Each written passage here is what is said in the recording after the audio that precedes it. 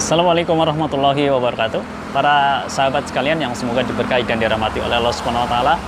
Sabar, kata-kata sabar itu memang mudah di lisan namun tidak mudah diimplementasikan. Sabar itu artinya menahan. Minimal ada 3 yang harus kita tahan, yaitu yang pertama menahan dari apa? Menahan yang pertama adalah menahan hati. Kemudian yang kedua adalah menahan lisan. Yang kemudian yang ketiga adalah menahan anggota badan kita. Apa yang kita tahan dari hati? Yang pertama adalah hati harus kita tahan agar hati ini menjadi hati yang selamat ya, hati yang qalbun salim gitulah.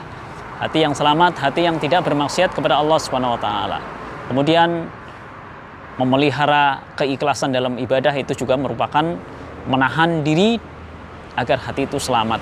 Kemudian menahan hati yang kedua adalah menahan agar hati tidak berbuat maksiat. Seperti apa misalnya menggibain orang, itu lisan dan hati juga.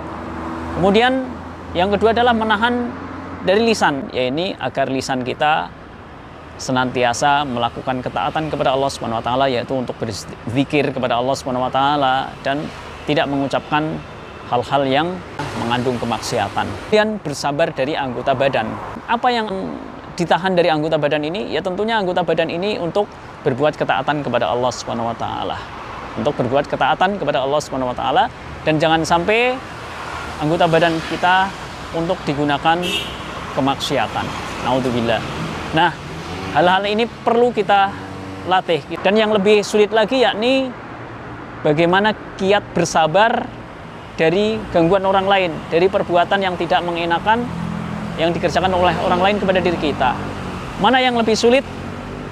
Bersabar ketika kita misalnya terpleset jatuh secara alami, atau bersabar ketika ada ditimpa banjir, ketika musibah tanah longsor atau gunung meletus, atau bersabar ketika kita diusilin orang lain misalnya. Lebih mudah bersabar ketika gangguan itu terjadi karena alami. Kita terpleset, mungkin kita bersabar. Tapi ketika kita diusilin orang, mungkin kita lebih sulit untuk bersabar.